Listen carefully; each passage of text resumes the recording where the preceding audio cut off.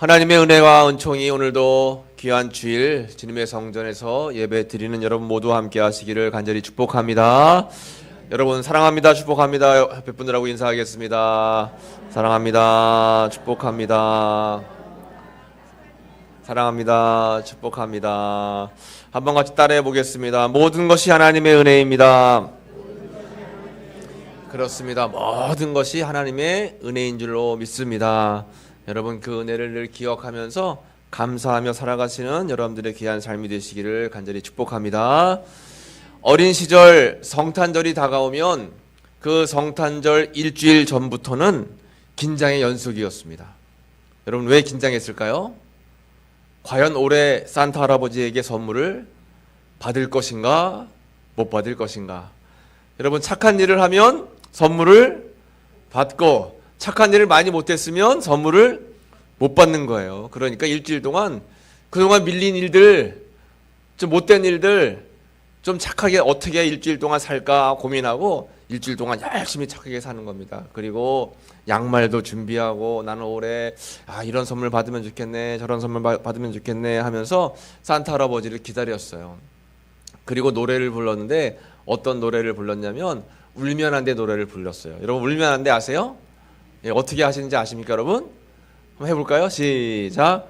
울면 안 돼, 울면 안 돼.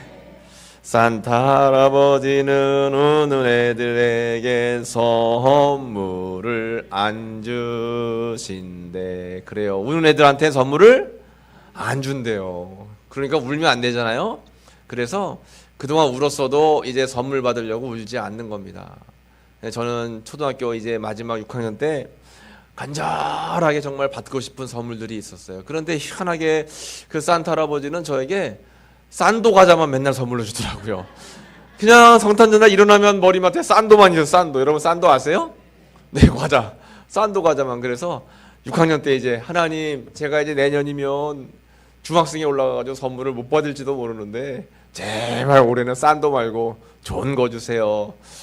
주실 수만 있으면 저에게 그 이제 얼음을 지치고 놀 수 있는 그런 스케이트를 제가 받고 싶습니다 하고 기도했는데 기적같이 여러분 6학년 마지막 성탄절에 스케이트를 받았습니다. 그때 얼마나 좋았는지 기억이 아직도 여기 그냥 가슴에 뭉클하게 남아있어요.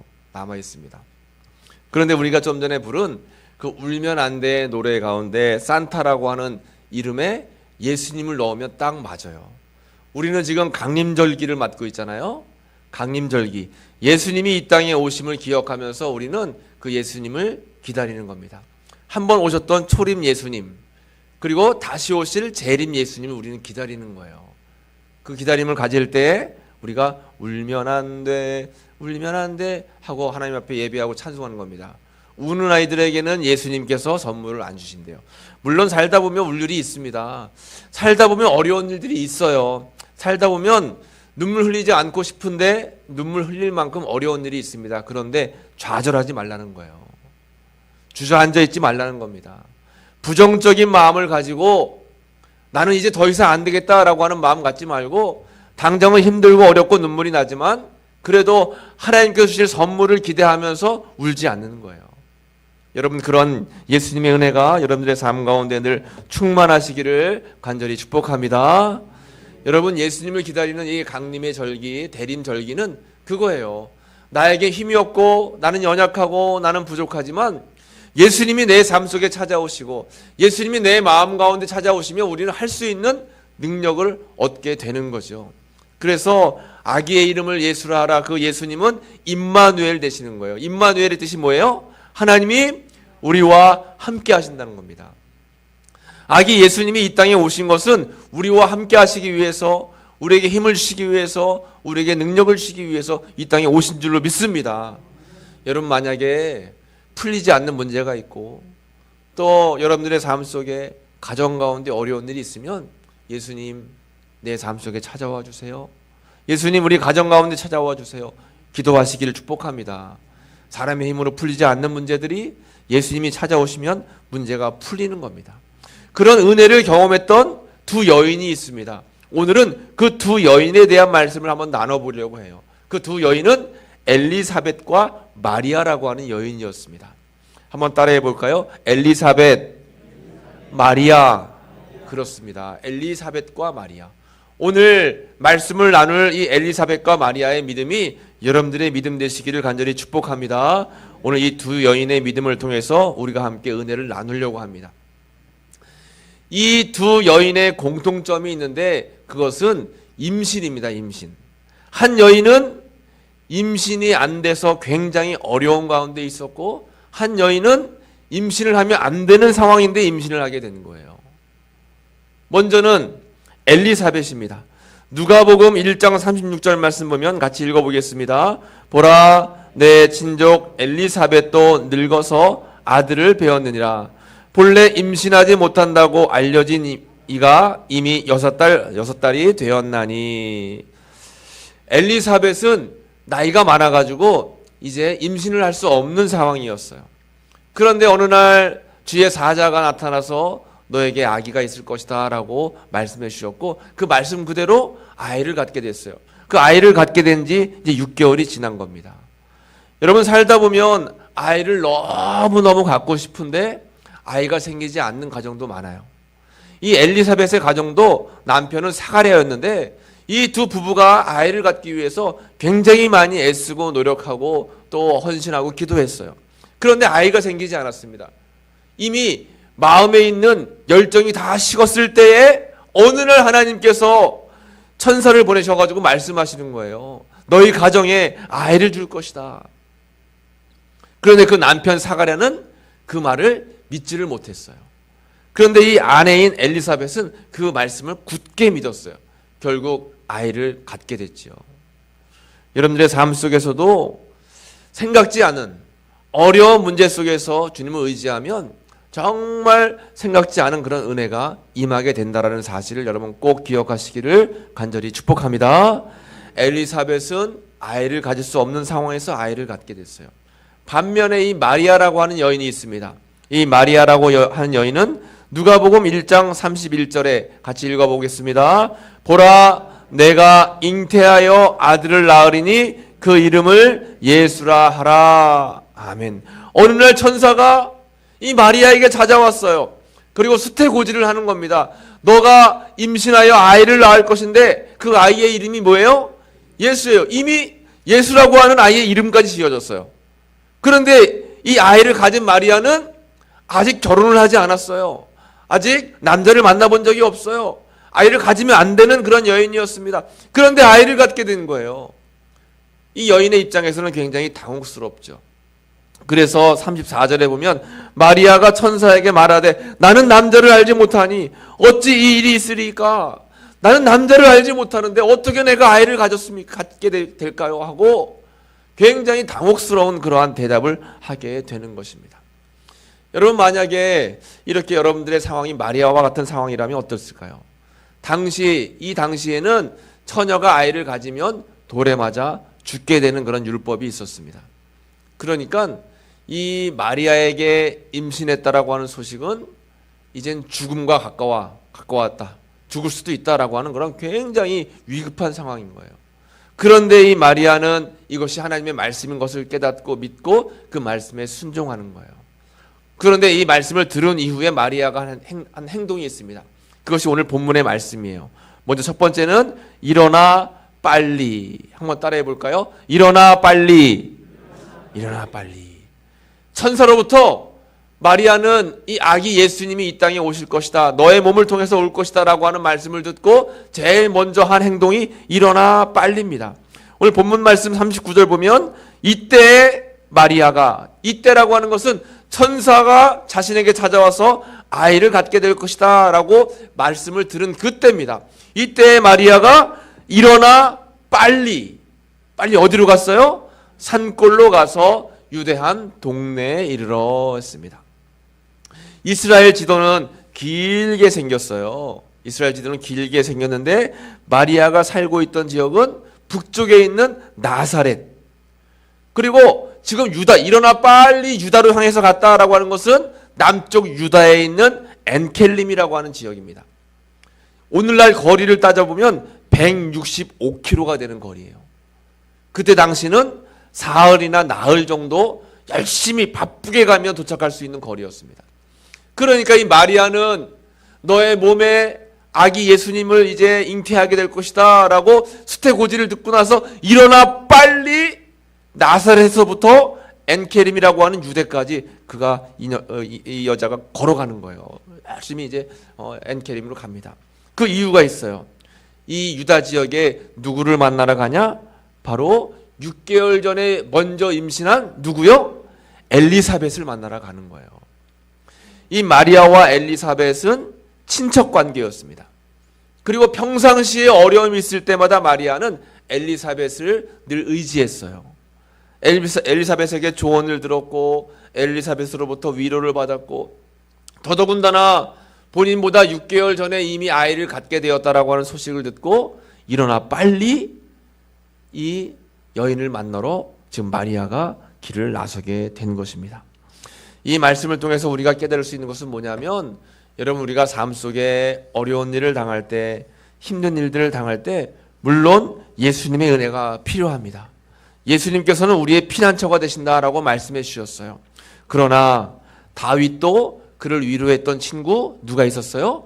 요나단이라고 하는 친구가 있었습니다. 바울도 그의 사역을 감당하는데 혼자 하지 않고 바나바라고 하는 그런 동역자가 있었어요. 베드로에게도 그 주변에 함께 일할 수 있는 12제자가 있었습니다.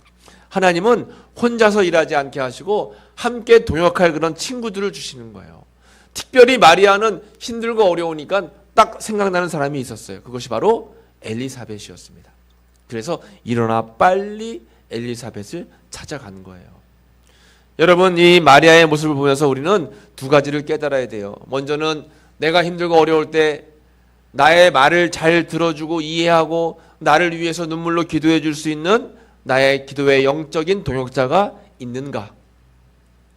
또 두 번째는 어떤 다른 사람이 힘들고 어려울 때 나를 찾아와서 나에게 위로를 받고 싶은 그런 사람들이 있는가? 나는 그런 남들을 위로해 줄 수 있는 그런 사람으로서 삶을 살고 있는가?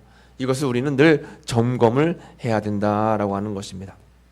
여러분 이렇게 삶 속에 함께 마음을 나누고 함께 은혜를 나눌 수 있는 그런 삶의 동역자들을 꼭 여러분 만드시기를 간절히 축복합니다. 멀리서 찾을 필요가 없어요. 어디 있을까요? 우리 교회 안에 있어요. 우리 교회 안에 있습니다. 그래서 교회 안에서 함께 속회주직을 통해서 아니면 여성교회 남성교회를 통해서 아니면 또 다른 영적인 동역자들을 통해서 함께 어려움이 있을 때마다 삶을 나누는 거예요.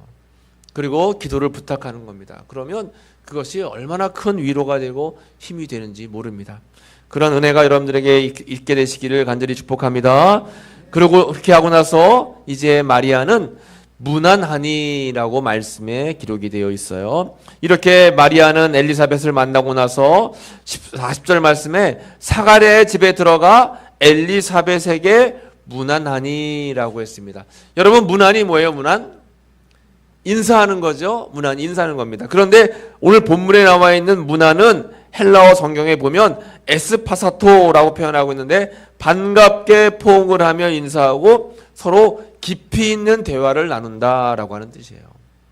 무난한다라고 하는 것은 그냥 단순히 인사만 하고 마는 게 아니라 삶을 나누고 마음을 나누고 어려움을 나누고 이렇게 깊이 있는 대화를 하는 것을 의미하는 거예요. 이 두 사람이 만나가지고 그 두 사람이 함께 삶을 나누는 겁니다. 마리아가 자신에게 있었던 이야기를 다 엘리사벳에게 이야기하는 거예요. 제가요 이렇게 천사가 나타나서 너에게 아이가 있을 것이다. 이름을 예수라 하라. 이런 이야기를 제가 들었어요. 엘리사벳은 다 듣고 나서 그랬냐? 나도 그렇게 천사의 음성을 들었어. 그래서 아이를 가진 지 6개월이나 되었다.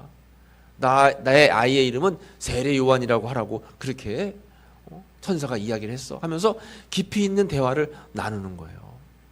결국 나중에 이 엘리사벳은 세례 요한을 낳게 되는 것이고 마리아는 예수님을 낳게 되는 거예요.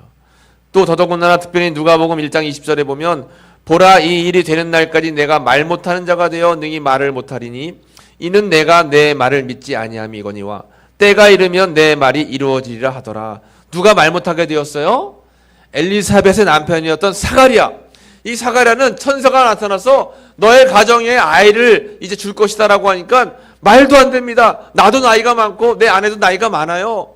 도저히 우리는 아이를 가질 수 없습니다라고 천사의 말을 믿지를 못했어요. 천사가 그 말을 듣고 너는 이제 아이가 태어날 때까지 말을 못하게 될 것이다라고 이렇게 천사가 이야기를 했고, 말 그대로 어떻게 됐어요? 사가랴는 아들인 세례 요한이 이 세상에 태어나기 전까지 말을 못하게 됐습니다. 마리아가 엘리사벳을 만나고 나니까 보니까 사가랴가 있어요. 사가랴가 말을 못하고 있는 겁니다. 아, 하나님의 말씀 그대로 이루어지고 있구나라고 생각을 하게 된 거예요. 마리아는 주님께서 하시는 말씀, 천사가 와서 하는 말씀은 다 이루어지는구나라고 생각을 하게 된 것입니다. 이렇게 마리아와 엘리사벳이 대화를 서로 오고 가고 있을 때에 누가복음 1장 44절에 보라, 내 문안하는 소리가 내게 들릴 때에 아이가 내 복중에서 기쁨으로 뛰놀았도다. 지금 엘리사벳 배 안에 들어있는 복중의 아이가 누구예요? 세례 요한이에요. 세례 요한이 기쁨으로 뛰노는 겁니다. 예수님을 잉태하게 될 마리아가 와서 자신의 어머니와 대화하는 그 소리를 이 뱃속 복중에서 듣고 막 뛰어노는 거예요.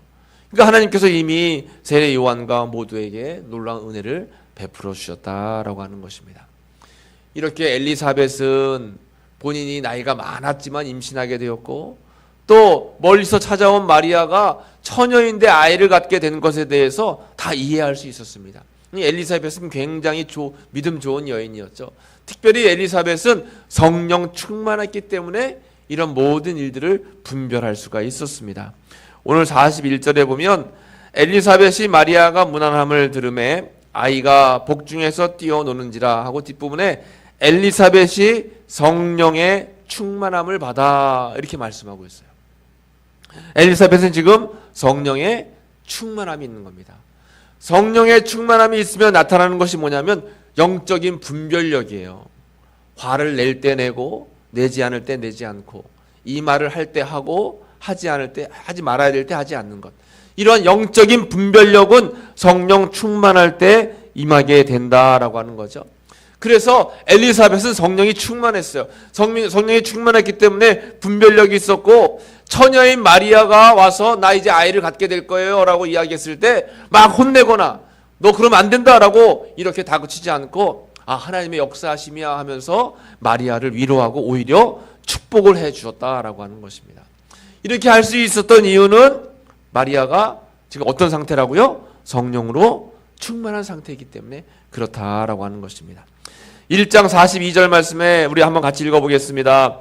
큰 소리로 불러 이르되 여자 중에 내가 복이 있으며 내 태중의 아이도 복이 있도다. 지금 엘리사벳이 축복하는 겁니다. 여자 중에서도 마리아 너는 참 복이 있고 내 태중의 아이도 복이 있다. 이렇게 엘리사벳이 말을 할 수 있었던 것은 영적인 충만함, 성령 충만함이 있었기 때문에 그랬다라고 하는 것이에요. 그리고 엘리사벳은 말씀 성취에 대한 믿음이 있었습니다. 오늘 본문에 보면 45절 말씀에 주께서 하신 말씀이 반드시 이루어지리라라고 믿은 그 여자에게 복이 있도다. 말씀, 하나님의 말씀은 반드시 이루어집니다 라고 하는 그러한 확신이 있었기 때문에 그 여자 엘리사벳에게 복이 임하게 되었다라고 하는 거예요. 여러분, 우리는 말씀을 반드시 믿어야 되는 줄로 믿습니다. 하나님의 말씀은 반드시 이루어지는 거예요. 땅에 떨어져서 없어지는 것이 아닙니다. 성경에도 보면 예수님께서 기적을 일으키시고 예수님께서 병을 고치시고 예수님께서 놀라운 은혜를 베풀어 주셨을 때는 하나같이 다 믿음이 있는 사람들에게 그런 은혜를 베풀어 주셨다라고 하는 것입니다. 백부장에게 이르되 가라 내 믿은 대로 될지어다. 이렇게 하나님 예수님께서 말씀하셨을 때 백부장의 하인이 치료를 받았습니다. 그리고 혈류증을 앓던 여인에게는 따라 안심하라 내 믿음이 너를 구원하였도다 말씀해 주셨습니다. 가나안 여인에게는 내 믿음이 크도다 내 소원대로 되리라 라고 말씀해 주셨어요. 내 믿음대로 될지어다. 엘리사벳도 믿음이 있었기 때문에 본인도 아이를 가질 수 있었고, 또 믿음이 있었기 때문에 마리아의 태중에 있는 아이를 바라보면서 축복을 할 수 있었다라고 하는 것입니다. 그래서 이렇게 엘리사벳과 마리아는 함께 하나님께 기쁨을 나누고 은혜를 나눌 수가 있었다라고 하는 거예요. 이러한 두 여인은 그 다음 말씀에 보면 56절에 마리아가 석 달쯤 함께 있다가 집으로 돌아가니라 했어요. 처음에 마리아가 엘리사벳을 만나러 올 때는 어떻게 왔어요? 급하게 빨리 엘리사벳을 만나러 왔고, 또 엘리사벳을 만난 이후에는 석 달이나 머물다 갔어요. 그러니까 이 두 사람은 빨리 만나고 싶은 관계, 또 만나면 헤어지지 않고 서로 깊은 교제를 나누었던 사이다라고 하는 것입니다. 오래도록 함께 있고 싶은 그런 관계였어요. 그래서 엘리사벳과 마리아가 만나서 하나님의 은혜를 나눴던 그 장소가 지금은 마리아 방문교회로 기념교회가 세워져 있어요.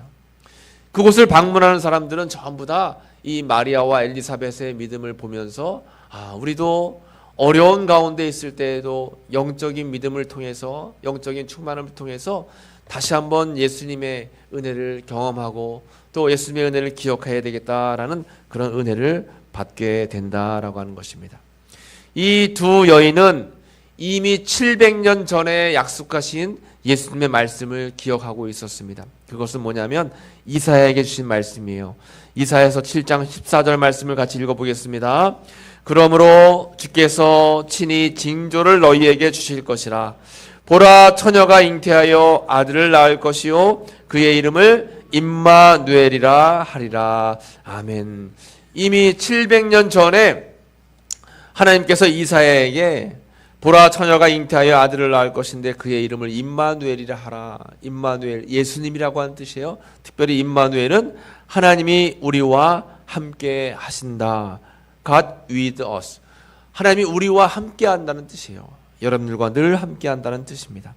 여러분, 이렇게 아기 예수님의 은혜를 기다렸던 두 여인 마리아와 엘리사벳, 이 두 여인은 성령의 은혜를 통해서, 분별력을 통해서 서로를 축복하고 위로하고, 또 세례 요한과 예수님이라고 하는 그러한 놀라운 은혜의 아이를 이 세상에 탄생할 수 있는 그런 축복의 통로로 쓰임을 받았습니다. 예수님이 이 땅에 오시는 그런 귀한 이 강림절기, 대림절기를 맞이하면서 성탄을 기다리던 두 여인의 믿음을 여러분 기억하시기를 간절히 축복합니다.